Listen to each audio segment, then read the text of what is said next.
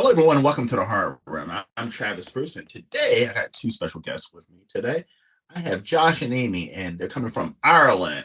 And they have an amazing Irish true crime with a little bit of paranormal podcast called It's Alive podcast. Josh, Amy, thank you for coming to the Horror Room. Thank Thanks you for for having having us. us again. This is our first interview. We're really excited. We're a bit tired. It's I'm early gonna here. be. It's like 3 a.m. here Yeah. in Ireland, but we're ready to go. It's 10 p.m. here. I'm over here like I'm complaining, but hey, you got We yeah. have kids. We got We're kids. We're used to used it. to We're used recording to at this hour, so we'd usually be up making the podcast at like 2, 3 a.m. in the morning, man. So it's no problem. So tell everybody about It's Alive podcast. Well, I mean, I think myself and Amy were just looking for a project, something to keep us busy, being stuck at home again. Like I said, we have kids. Were in a rural part of Ireland, so we kind of get stuck at home a lot, doing not a whole pile, Mhm. but watching movies and having a few drinks and Mhm. chilling out. And we were coming up with an idea for maybe a project, just something to keep us busy, something for fun. And that's what it started out with, as it was going to be just a bit of fun. But it quickly took over our lives and we just let it consume ourselves. So the idea, we wanted to make a podcast together. And we were trying to think of ideas of what would be, what did we like? What would be a good genre for us to get into? I am a big professional wrestling fan and did it for a year or two. But I mean, if you know anything about professional wrestling, you'll know that they have that podcast genre sewn up. I mean, all They the big do. wrestlers have their own shows, so I'm not going to be able to compete with that. If you're going to listen to me or Stone Cold Steve Austin talk about wrestling, you're going to pick Exactly. Stone Cold Steve Austin. So I can go get fucked. So at that point, we kind of talked about true crime, and It's again, saturation it's of a the saturated yeah. market. There is so many true crime podcasts out there, and they're so good. I mean, I'm a big fan of Last Podcast on the Left. Fucking love that show, and I base a lot of what we're doing on what they do. Mm. But our idea was then to maybe put it into like you're in the horror realm, we're in the horror verse. So our idea was to kind of maybe mix in the element of wrestling that is fake, where these in this universe of wrestling, these wrestlers are really fighting each other. They really hate each other. They have these real beefs. So we were kind of going on the same element. We're going to take that and we're going to take to the true crime world and we're going to take Michael Myers and we're going to make him a real serial killer. We're going to take Jason Voorhees. We're going to make him a real serial killer. We're going to make Hannibal Lecter a real serial killer. We're going to talk about him in a way, in a true crime way, in a kind of mockumentary kind of true crime show where we look at like all the different timelines and all the different clips and pieces and case files and bits and pieces you have about all these different guys from all these different universes that they have in their movie world. And we try and put together a cohesive story, beginning, middle, end, out of all the best bits. So, I mean, like we're doing Halloween at the moment. And I mean, again, you have so many different timelines to choose from. So, I mean, we said horror is such an open world where horror fans are just happy to have anything Yeah. horror. That's what I love about this genre is that there's no real toxic fandom in horror. Horror fans just want more horror, and that's Yeah. another thing that brought us upon this was I think it was the Chucky series was about to start, and I just wanted to binge more Chucky. So I'm at work looking for podcasts about Chucky, and I can't find anything good. And I'm like, fuck, all right, what am I going to do about this? And again, it's we're going next year. We're going to fucking do a Charles Lee Ray series, and we're going to look at you know, the strangler that he was, and then we'll look at his relationship with Tiffany, and then we'll look at the Chucky story as an urban legend that this wild kid Andy, who killed his babysitter, told everybody, and we're going to look at it from the eyes of it's a real crime, it really happened, and not from the it's a fake horror movie. And I know that's a bit confusing, it's a bit all over the place, and It's an amazing, yeah, it's an amazing idea because getting into pretty much YouTube podcasts myself. I'm a huge horror fan, and when I was getting in, I was like doing rankings and reviews. I was like, wait a minute, everybody fucking does that. And it's so that's watered down. it. And I was like, let's Exactly start what we do. interviewing indie filmmakers and indie creators, nobody's doing that. So it's something that you guys are doing, I think, is a great idea because it's not only going to tap into the horror fans. Also, too, there's a lot of people out there who don't like horror, but they love the true crime. And And that's it. And I kind of joke. I joke that it's like because you have people say, with true crime, you have a lot of people who give out about, people are profiting from real tragedy. And you know what I mean? Netflix got a lot of grief for that Jeffrey Dahmer TV show last year. My view here is we're going to give you the true crime without the actual real tragedy behind it. No one really died in the making of our story. Nobody got hurt in the making of our podcast. I always the blood is corn syrup. Don't worry about it. You can be happy. You can listen to our gory details. You can hear us talk about all this terrible shit and still be happy enough to know nobody got hurt. Now, okay, so with Halloween, so you say you're doing Halloween next. So Halloween has so many different fucking sub stories. Like you can go with the original, or you can go with the niece Jamie, and you can go to the Cult of Thorn. You can go with the Rob Zombie, and you can go with David Gordon Green. How do you figure out which mold you're going to go? I have been jumping between them all for the last couple of weeks, trying to make my mind up, and I ended up, and I don't know if it's going to be a crazy mishmash of shit. I ended up putting everything in one way or another. I've kind of built this story of I'm going to follow their canon that they have laid out down to Halloween ends. This is a spoiler alert. Next week when our episode comes out, Michael dies like he dies in Halloween ends. And we're going to finish it at that point. But we actually found this really cool, like, I don't know where it came from. I don't know how legit it is. But we found this really cool case file online that was like detailing all of this time Michael had spent in Smithsgrove, like, and with Dr. Loomis. Now, a lot of it is transcripts of Dr. Loomis talking and then Myers silent. Dr. Loomis talking, Myers silent. Dr. Loomis talking, Myers kills head. So it's we kind of got to look into that. So we used that and kind of took little small elements of Rob Zombie's kind of earlier, the childhood. Not a lot of it. We didn't really give him the rough background. It was just maybe the hospital parts. And then this week, I got really, really, really burned out. And I knew that I was going to do 4 parts. And I knew because our episode was going to drop the day before Halloween that I wanted to do a 2-parter. So next week, we're going to have our episode come out on its usual day. And then there'll be an episode for Halloween as well. So we're going to have Michael Myers part 3 and 4. 2 just came out about 2 hours ago. I was a bit tired, so I decided I was going to tackle all the bullshit outside of what was canon. So we've did Halloween 3, we have fit in the Cult of Thorn, and we did Halloween H2O and Resurrection. All in the one story, as urban legends and copycat killings. So we kind of did, what was it? I wanted to kind of give the third one a bit of props, because I saw it for the first time last week. And I was like, this isn't a bad movie. It just got shit because Michael isn't in it.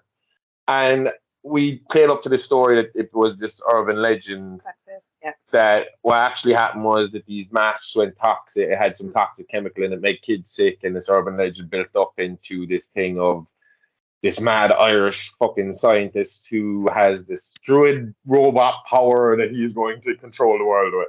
And Joe, we just kind of, we make fun of it more this week than we take it seriously. And then that kind of developed on into the Cult of Thorn stuff, and we talked about that, but we kind of again played up as more of a cult playing tricks on the Lloyd family and the Strode family, and having Michael being just around the place every now and again, sightings, but really we know he's in Smithsgrove being studied. And next week we're going to get more serious into it again and start following the more serious canons. And again, at H2O, we decided to make it a copycat killer, and we took the name of the crazy guy at the start of Resurrection who has the clown mask, who's obsessed with serial killers. You know, you got serial killer cards at the start of Halloween Resurrection. Harold Trumbull is his name. So I decided to name our copycat killer Harold Trumbull instead of Mike Myers. So again, there's a bit of fan fiction in what we're doing. So, you know, we were taking little, like I said after we did this, The Wicker Man. Yeah. Anything that I put into the episodes, I have stolen from somewhere on their canon, one of their timelines. It has come from somewhere. It's been influenced by something that they have said or done somewhere along the line. Okay. It's just my take on it and a bit of fun and just extra content for horror fans to consume, you know? But at the end of the day, that's kind of what it is. It's just us looking at everything and trying to find stories that make sense and sound real and, you know, play up on that a bit. And then at the same time, we do scratch that through Cry Mitch, because we do have a Patreon page and we do Real Monsters, where we'll like try and find someone who is as close to whoever the main subject is that week. So if it's Myers, we'll try and find someone as close to Myers in the real life that we can talk about. And you know, we've covered like 3 for Halloween, Golden State Killer. We covered Richard Speck, people like that. You know, so we went through a lot. We did Ed Kemper. We have another episode show. Sagawa was another one. Yeah. We have another show, Behind the Mask, where we kind of look at elements of influences on these movies. So this week we did the evolution of slasher movies. When we did Scream, I did Wes Craven's entire career, you know, and so we're constantly going. We've really jumped head on into this, and we were just giving it everything. Absolutely everything, which is why probably everything from the movies ends up in the fucking stories. So I don't want to leave anything out, you know. And what's amazing is I'm a huge Halloween fan. Yeah, well, I think what happened with yeah. But everything up on Halloween. It's your first one. He's 78. Our kid, he's 9 years old. He saw Halloween 78 for the first time last week, and he loved it. So it'll just show you how it holds up. But even this next generation are watching it, and it's still a great movie, you know. And I heard you talking on another one of your episodes. You weren't happy. I like the new movies. I don't. Well, I love 2018, the first one. The first one, I thought was a standalone. It should have been boom, gone. And you can tell with kills and ends. I didn't mind ends. I liked the different story. You see, I thought when I watched Halloween Kills, I was kind of sitting there going, how the fuck are they going to do this again next year? You know, where we just watched 2 movies where he is more brutal than we've ever seen him. Because, I mean, in the original Halloween, if you're going on that timeline, Michael isn't that brutal. He killed a few people, but it's not to the level of what happens when he gets out in 2018, and suddenly he's going house to house to house to house, just mashing up anyone who'll come in his path, you know? And then you go to Kills, and there was just more of that. And I think that might have been what happened, in my eyes anyway, is people got so overpowered by it. There was no Empire Strikes Back in that trilogy. You didn't have a middle there to pull you back in, or to kind of link up what happened in Halloween Ends. But Halloween Ends, the actual story, I really enjoyed it. But I will warn you, I'm one of these people who finds the best in every movie. I won't bitch about movies. I'm a Star Wars fan, and I love every Star Wars movie. I've never ever moaned about a Star Wars movie in my life, and I'm the same when it comes to all these other movies. Once I love something. But I'm gonna do a ranking soon of my top 5 least favorite Halloween movies. I love all the Halloween movies. It's Resurrection and Ends, but Kills. I saw Kills in the actual theater when it first came out because I loved 2018 so much, and I remember sitting there and I was like, "Oh, James Jude Courtney, who is the newer Michael Myers. This is the most vicious Michael Myers there ever was." I mean, I thought Tyler Mane, Rob Zombie's Michael Myers was vicious. Well, that's it. He was gutter. He was loud. Rob Zombie's Michael was just. It was the way he grunted. It was the way he roared. It was the way there was emotion in him. And he was huge too. And but James Jude Courtney, the newer one, Dave Courtney, this was a visual, nasty Michael Myers. He was a badass looking that. And I remember seeing Halloween Kills, and I fucking loved it in the movie theaters. And I was like, this is badass. And then I remember coming home, it was released on Peacock or HBO Max the same time as that's how we actually watched it. We watched it. That I remember. We didn't go to the cinema. Yeah. And it was available straight away. And I was like, well, damn, why did I like this movie so much? Because I'm gonna tell you why. That I guess I didn't notice it in the theater, but there was so much time in that movie, I would say filler, that was filled in that hospital with the mental patient running through. It was, I mean, that took up a good 30 minutes of the movie. And We I were just only felt, just talking about that, how ridiculous that actual part was, in the sense of the guy they're chasing looked more like looking like Danny DeVito's fucking penguin than he did Michael Myers. I mean, you know, the small fat dude is not the tall hulking monster that's been killing everybody for the last 40 years. and like I just felt like that took up, it was like filler or something. And it took up a huge, that portion was born, the beginning and end were amazing, but that But middle brutal to watch. I suppose they were trying.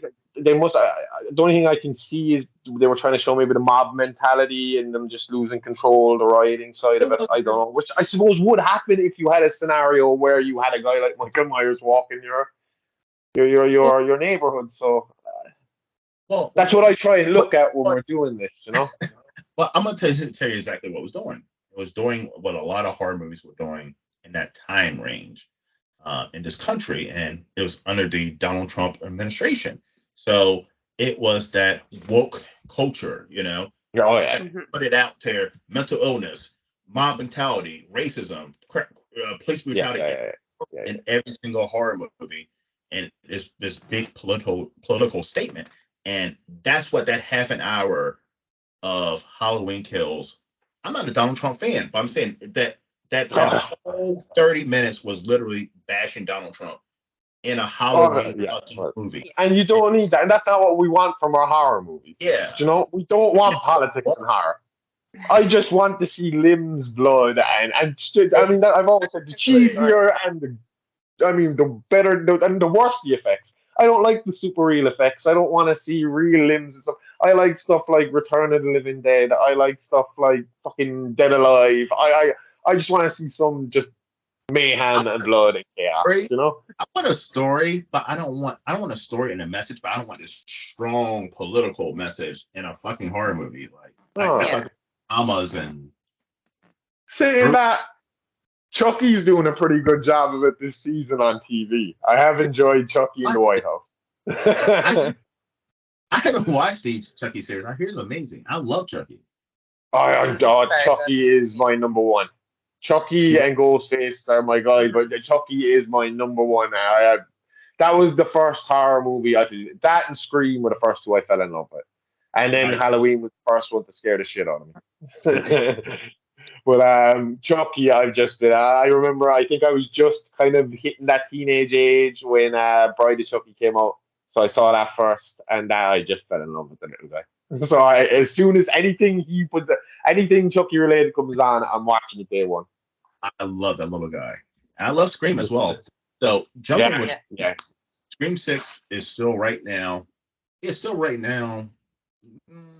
It's my number one, number two favorite horror movies of 2023. I thought it was an amazing horror movie. It was absolutely loved it.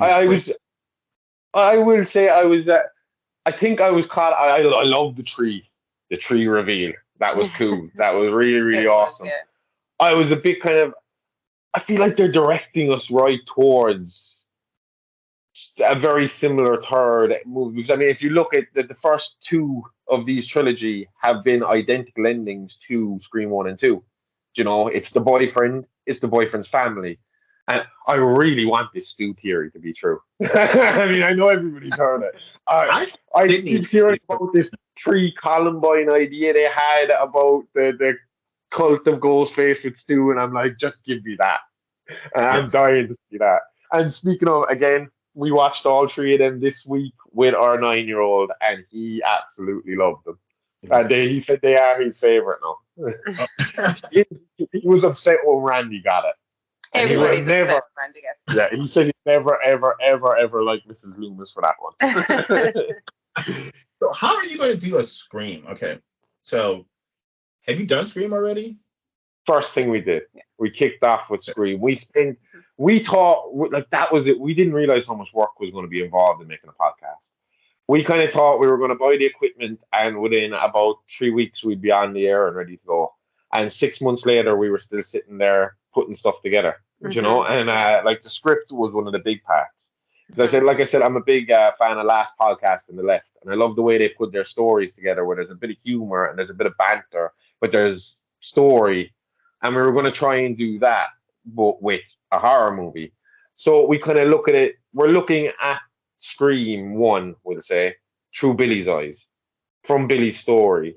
From the point of view of the cops and how they would have looked at it and what Billy and Stu were up to that led to the murder of Maureen Prescott, and then how we're basically getting into the movie, but it's just looking at it from different angles and speaking about different things. And we like to try and bring in maybe comparisons to true crime as we go along, So we might like I said, when we're doing Michael Myers, we might the Golden State Killer. Yeah, compare him to like the Golden State Killer, who would have been creeping around the houses and watching them and stalking them before he attacked and all that.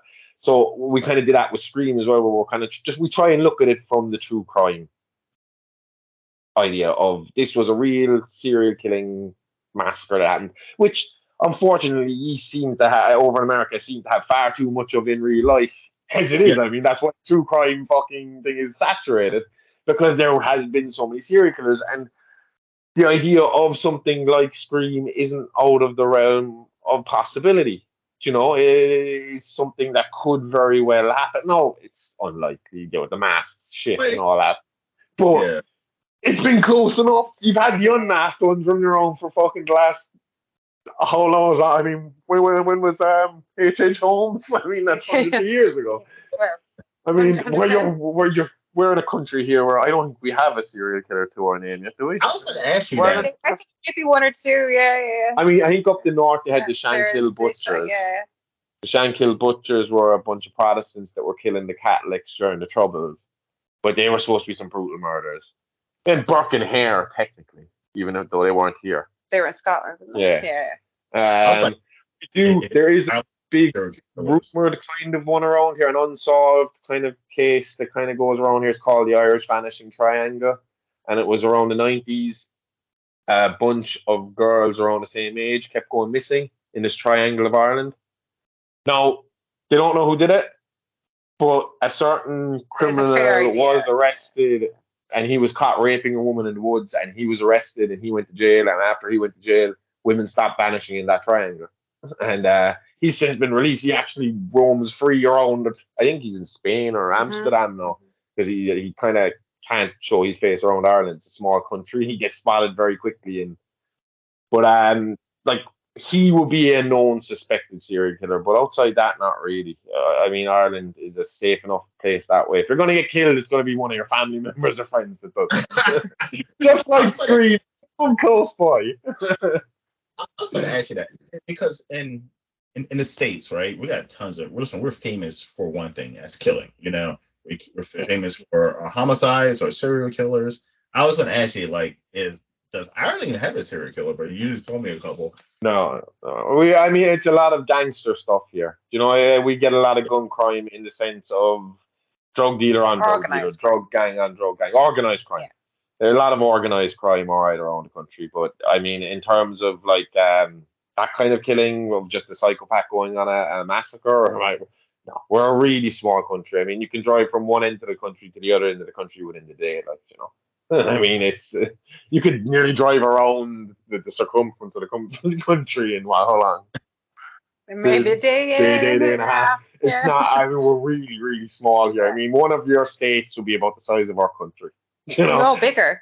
Yeah. I mean, Texas is bigger than Ireland. So I mean, well bigger than Ireland. So I mean, that'll tell you it's a very small area. So it just hasn't happened. The closest thing would be the Shankill Butchers up the north, or the north of Ireland, when there was the civil war up in the north with the English for the Northern Ireland territory.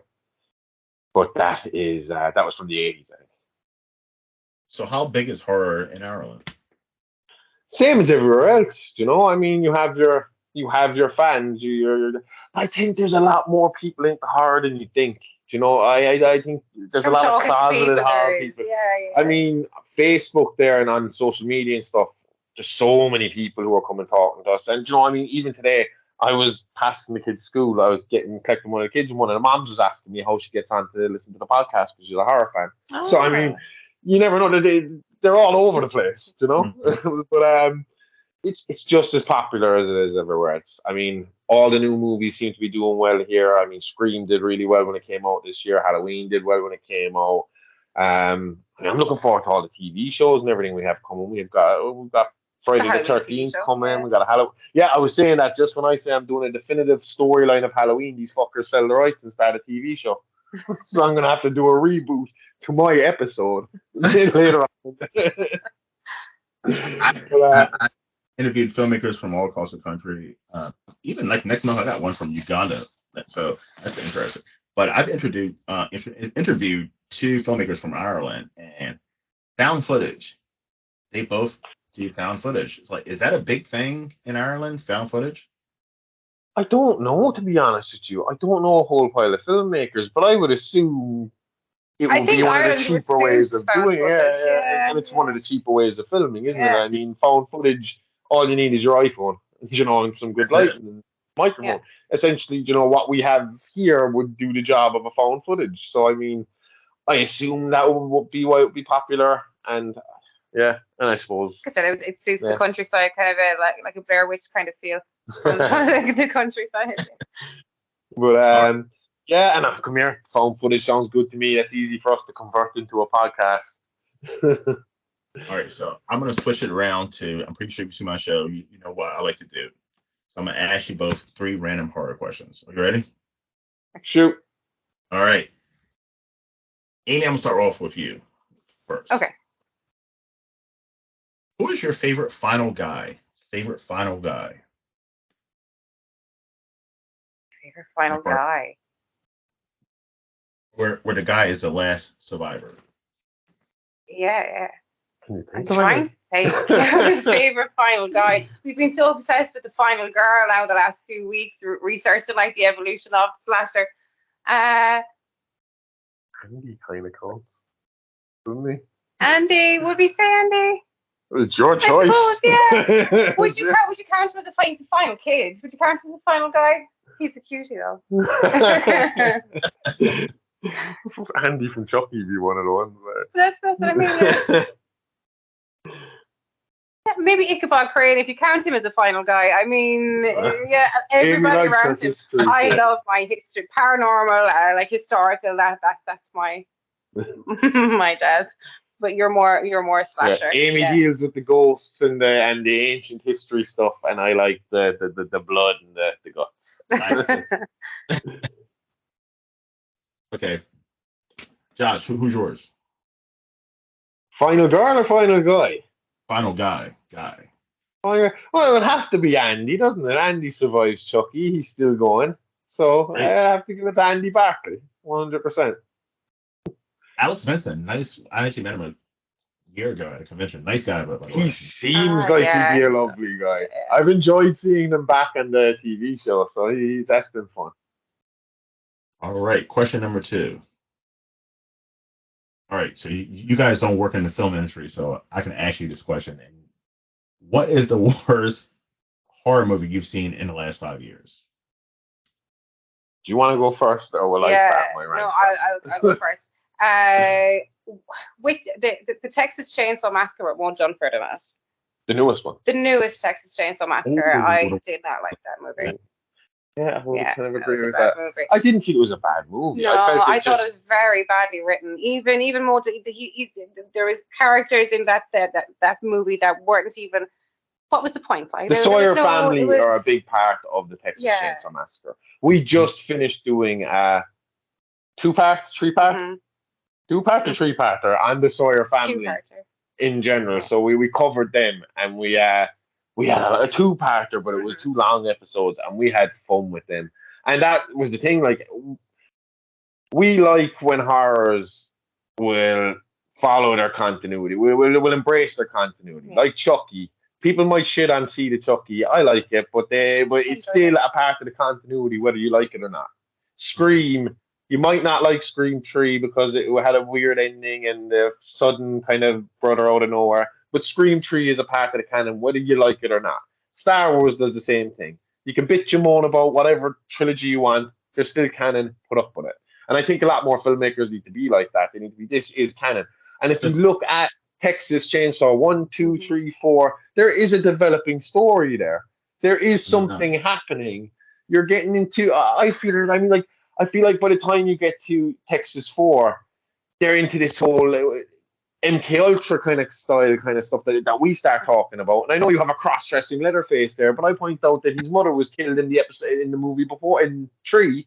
So Leatherface has taken on the persona of his mother now, and he wants to be the matriarch of the family since his brother has already kind of dominated that spot and become the alpha male. So now Bubba is going to be the matriarch of the family, and we play up on that, and we start talking about the fact that maybe after the original Sawyers went missing and died off, that the younger Sawyers did get mixed up, because some of them were in the army, they did get mixed up in this MK Ultra kind of style thing, and we made a big deal out of Texas Chainsaw Massacre 4, like, you know, which would it's the worst of the first 4, but I still enjoyed the shit out of it, and we made, you know, we had fun writing that then, you know.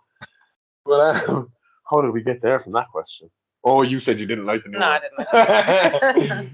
So yeah, we didn't do much on the new one. We kind of, we barely even looked at the new one because we felt like it was together when we were watching it.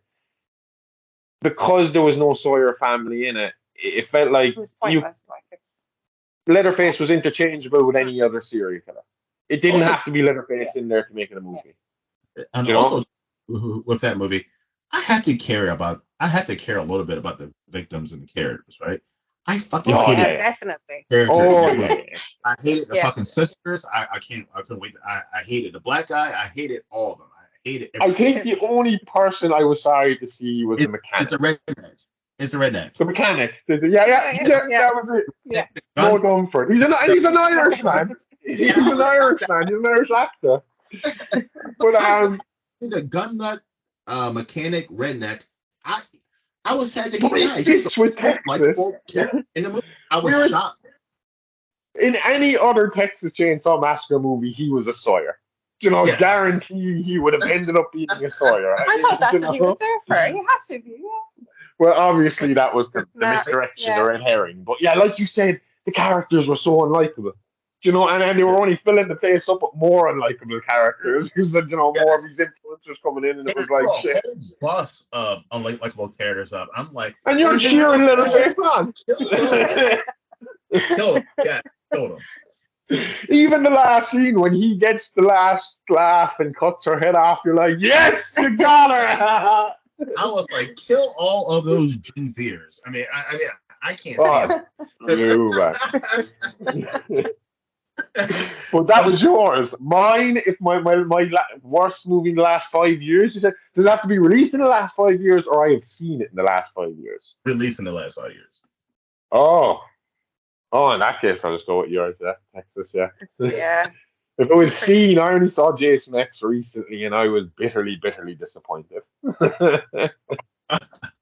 Mine, the last 5 years, shoot, I've seen so many bad ones. Like, so it's hard for me to even. Plus, I don't want bad. But see, that's the thing I like about horror, though. I like the bad horror. You know, I think horror gets away with being bad. You know, I'm gonna tell you the one I hate. Now I'm gonna tell you the one. It's the Winnie the Pooh, Blood and Honey. I haven't seen it yet. The ratings have been so bad for it; it has stopped me from watching it so far. It's horrible. It's bad. Yeah, It's unwatchable bad. Stay away from it. Hopefully, maybe the sequel will be better. They'll have more money for the sequel. I mean, this was just a very basic thing, wasn't it? I don't know. I just saw the trailer for it. It was. But, I felt cash grab. It was just bad. But you know what? I mean, you want to talk about bad? I'll bring you to the other side, and that's good. And I think the slasher kind of genre is on its way up again. And you look at like the likes of Art the fucking Clown. Mm-hmm. That guy is bringing it to a whole new level. We saw Yes. Terrifier 1 and 2 for the first time this year as well. Well, in the last few months, and Terrifier 2 blew me away. I thought that was just a banger, an absolute banger. You know. I mean, and oh yeah, and even it's just that thing of Art is so creepy, and he takes it to another level. It's like you think it's a level you're not ready to see, but he'll still show it to you, and you'll watch it, and you're watching the movie and you're thinking, I know where this is going. I know where this movie is going, but he can't possibly do it. They can't show this on TV. I mean, when he had the hacksaw on the first one, we were both sitting there going, I know what it looks like he's about to do. It's not gonna. But there's no way he's going to do that. And then he doesn't just do it. They show every fucking little bit of it. like overkill. I mean, it's that bedroom scene in the second one. Holy shit! It was literally over. I saw that in theaters because it was only limited release, and I saw like on a Wednesday at 1:00, and like I was like, this is overkill. Like this is over. Like that's this not is using my style. It was like I was like, this is rough to watch. You know what I mean? Like, but there's something appealing about. There's something that draws you in about the character of Art the Clown as well. That makes you want to see the next chapter. Like you know, I mean like that whole scene of him where he's inner child inside in the laundromat. I mean that shit was demented. You know, it's just crazy to watch. You can't look away. And his fascination with shit, I don't get that too. Like he's an iconic. He's already an iconic horror character. But that's it. I'm not a big fan of the first one, but the second one, I thought the first one was fine. I thought it was a good movie, but it didn't grab me the way the second one did. The second one, I think that 80s aesthetic and the color and everything and the story, it just fucking pulled you in. I think the first one's almost like a little slap in the face just to wake you up and let you know who Art is. And then the second one is where the story really starts to develop, you know?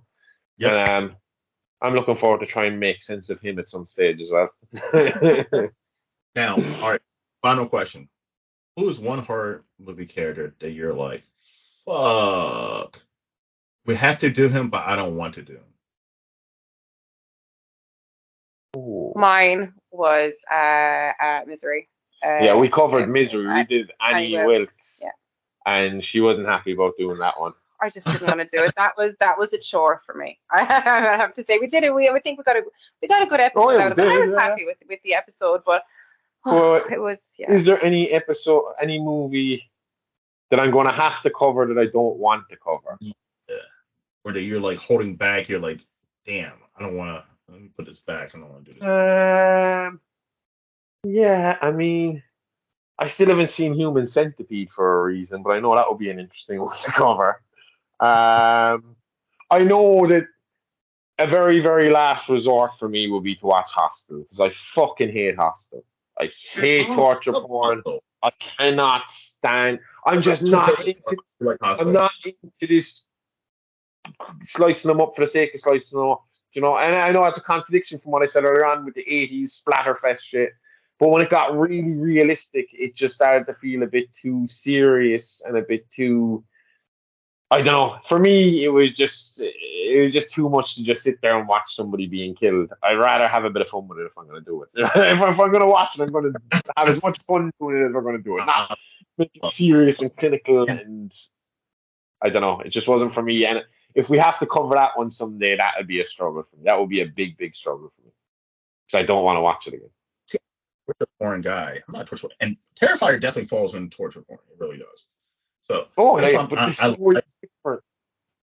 I don't know.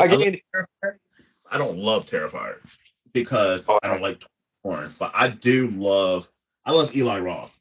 It's one of my favorite horror directors. So I will say I watched Hostel once and made my mind up on it. So maybe there's a possibility I could watch it again and be like, oh, I was wrong about this. You know, because I've done that with plenty of movies in my life where I've watched it, said that's not for me, and I went back and watched it again, and it's become my favorite. Return of the Living Dead being one. I remember watching the first 10 minutes of that, turning it off, and a couple of years later putting it on, and now it is my fucking go-to Halloween movie every year. Return of the Living Dead. Absolutely love it. So, I mean, yeah, that could happen. Maybe I have a kind of view of it being a lot gorier and a lot more kind of pointless than it was in my head at the time. So maybe I could give it a chance. But in my head at that time, it was just, I don't know, it just felt like too much for me. I think seeing a regular person do it. Because I thought that so for me, I thought the first Terrifier was mean-spirited. That's me. I thought it was very mean-spirited. I didn't think it was fun. I just thought it was very mean-spirited. I thought it also, and I've had numerous men say disagree with me. it was extremely misogynistic. You know, it was definitely a woman movie. You know, and it was just a heavy movie. Like. Yeah, it was heavy woman abuse like shit. Like it was like thrown in your face. And you wonder was maybe a setup for the second one to have the Shining kind of final girl come out in the second one and to brighten stuff up to maybe bring us down before they brought us up. I don't know. To introduce him as this terrifying character before we're kind of showing him a more, for lack of a better word, lighter side to act. You know, I like the second one. I definitely enjoyed the second one. But Hostel scared the shit out of me. I'm gonna tell you why Hostel scared the shit out of me. Because when Hostel came out, or like a little bit after Hostel came out, I was traveling the world. I was having fun and this and that. And I was a single guy. I was doing the crazy shit that the guys were doing in the Hostel. So when I seen that movie, I was like, oh shit, I could have been in that situation. But that's what I'm saying. Yeah, that could be it as well. I could have that uncomfortable feeling about it just because it was so fucking real, and that's what I didn't. I kind of like to switch off when I watch my horrors and just, go into this fantasy world. Majority of guys, early 20s, would have fell into that same trap. Oh yeah, 100%. I just don't want. It's a funny story. We were actually, because that takes place in Amsterdam, doesn't it? It is, yeah. And we went on holidays to Amsterdam. And we were in one of these bars. And of course, we're in Amsterdam doing what we do in Amsterdam. And I was a little paranoid. And we were sitting at a bar and we're having a drink. And these two guys behind us, this is late in the evening, and these two guys behind us start trying to get our attention. And I kind of look at you and you're looking at me. It's like, those guys keep pointing over at us and talking and calling us. And I can't understand what language they're speaking anyway. So I kind of look back and I was like, we need to get the fuck out of here, Amy. Hostel happened in this country. Let's go. But yeah. Fucking yeah. Yeah, if you're traveling the world, and it is, like you said, a very easy, that's what makes it terrifying. It is, and maybe that's why I didn't like it. Maybe it was a case of I found it maybe a little too real for me, And that's why I blocked it out of my head. But at least, again, with the likes of Art the Clown, you talk about that being kind of as horrific, but there's so much goofiness involved as well that it kind of cancels it out. I mean, it's fine to say it seems like, very realistic gore the whole way through, but at the end of the fucking movie, the woman he hurt in the first one is giving birth to his head. So it's like, you're back in fantasy world. It's no one got hurt again, And I agree that the second one, I don't know. I guess they must have listened to other people's fans' advice. Like, oh, this is too mean-spirited. This has no story. This has no blah. And they just fixed it, And but I wonder, was it a better, different movie by far? Yeah, and I wonder why, because it obviously seemed like it was supposed to be a one-and-done movie, considering he blows his own brains out at the very end, So I assume the original plan was this was going to be, we're making a movie, and once it's done, it's done. Yeah. So, I mean, the first one must have got some traction to kind of get them to make the second one. But yeah, I would agree with you. Because you found the first one very heavy. I found it very heavy. You weren't looking forward to watching the second one. No, I did, but I wasn't looking forward to it. Yeah. It was better than the first one. Yeah. I would agree with you. It was dark. Like I said, that whole thing with the hacksaw and the woman upside down, that was old. And even to have us talking about final girls and final guys, for him to watch the final girl that we perceived to be the final girl to be just coldly shot by him and walked out, it was a very movie. There was no way. Yeah, it was. You didn't feel. I don't know. Just no one felt good coming out of that. I think we actually watched stand up afterwards. Yeah, she made me put on a stand up comedian afterwards just to bring up the mood before I went off to bed, because it was hard, heavy. It was hard to watch. I didn't even finish the first one, to be honest. I couldn't finish it. Like once I got to I would have got morbidly curious, but I kind of was stuck to it. I was like, you wouldn't believe what he's about to do next. Oh my god, he's gonna do it. But it was heavy, and I haven't been able to go back and watch is it All Hallows Eve or something like that where he originates from. I haven't watched that one. Yeah, it's like a prequel, and it's like these mini smaller stories. and that's where he originates from as a different actor. But again, I heard that's kind of dark, but not in a gory way, just in a very dark way. So I haven't went back to watch that yet, but I'll have to check that out too. But that's the thing about me. I'm a bit of a completionist. Once I start watching the franchise, I'll watch all of them, good, bad, and ugly. Just to get through them. I just can't stop. I gave up on the Saw series after part 4, and then I watched Spiral, and then I was like, ugh. I'm officially done with the Saw series. And then the new one came out, and then I kept on hearing people say good things about it, and I went to see it. Oh my God, you have to see it. It's amazing. But see, we know for a fact that we are definitely going to cover the Saw series because it fits perfectly into a true crime kind of storyline. This whole Crane storyline, the Jigsaw killer, that is something we're going to do. And we were the same as you.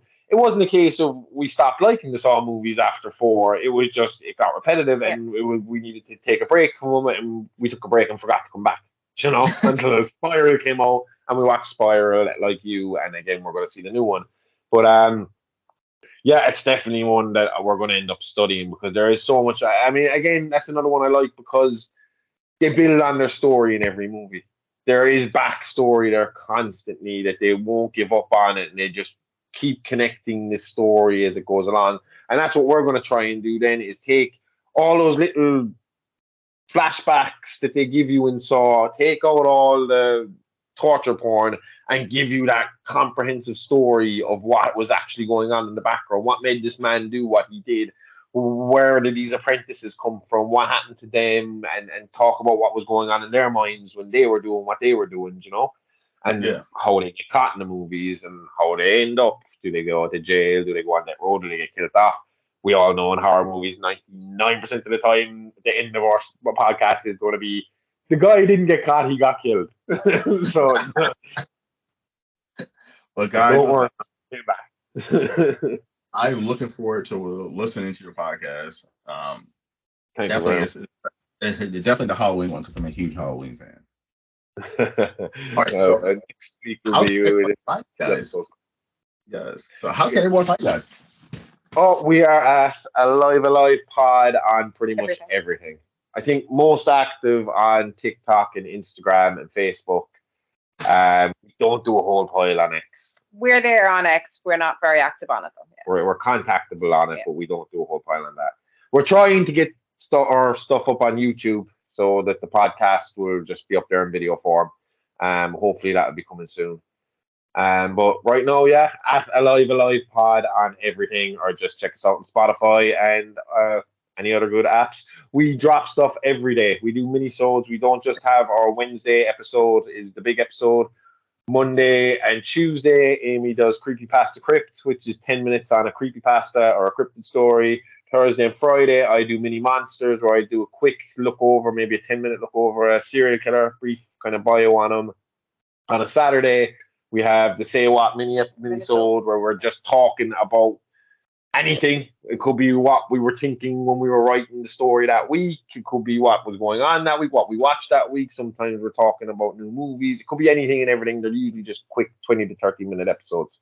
But literally every day bar Sunday, something drops on our Spotify feed. So if you check out Spotify, you will hear from us every single day. Bar Sunday.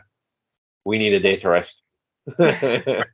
So I'm going to ask you a quick question. It has nothing to do with horror, but I've been dying to ask, an Irish person I'm interviewing. So what do you think of Conor McGregor?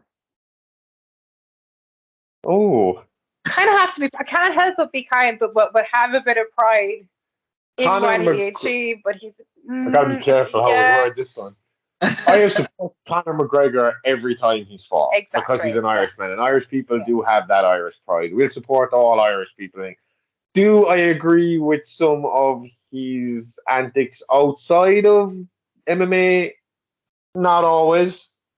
Not really. Do you know what I mean? But he's done a lot of good charity work in this country for, less fortunate people. He's grown up in a less fortunate area, and he's given back to that area and stuff like that. So, I mean, for all the negatives that you might hear about him, there's a lot of positives about the guy as well. And no one can deny he's a great fucking fighter. I mean, he has been a great fighter. Whether he still is or he continues to be, we'll find out soon. In his moment, he became a legend. And I mean, me being a wrestling fan, he became like the Ric Flair of the UFC. You know, he was loud. He bought eyes. He bought attention. He bought money. I mean, there's no one that can deny that Conor McGregor put UFC on the map when it came to, in everyone's face all the time. So on that side, you can't help but be proud of an Irishman doing well, can you? Yes. Now, another Irishman, Finn Balor. I met Finn. I've done a training session with him. Really? Back in the day. Yeah, nice guy. It was just after he had signed with WWE. He was coming from New Japan, and he stopped off here. And I had been training maybe about a year at that stage, and I'd been in the ring a few times. So he came and did a seminar with us, and we got to hang out with him for about 3 or 4 hours. And he did a bit of training with us, showed us how they trained in Japan, watched us in the ring, give us a bit of critique, and that was just before he took off for America. So yeah, I have met him. Nice guy, really nice guy. And last one, Becky Lynch. Becky Lynch, never met Becky, but I did train in the same school as her for 1 or 2 classes. Never got to meet her, but again, very proud to see a girl from, our home country. Again, when you see anyone from this country do well, it's nice because we're a small country, and to see him do nice on such a high level in that sport, in that genre, I mean, when you talk about top women wrestlers now, Becky Lynch is, again, like Conor McGregor, top of the pile, and it's awesome to have that. And maybe hopefully someday we'll be able to say we're up there with the top Irish podcasters, top of the pile for that. So it's something to strive for. Most definitely. Well, guys, listen, thank you for coming on the Horror Room. Everybody, please check out Josh and Amy with the It's Alive podcast. Guys, thank you very much. Welcome to come on anytime. It's been an absolute pleasure. Definitely, man. Anytime. Love to come on again. We've had great fun. Absolutely. Awesome. All right, everyone. Well, thank you for coming to the Horror Room. I'm Travis Bruce. I'll see you guys next time. Take care.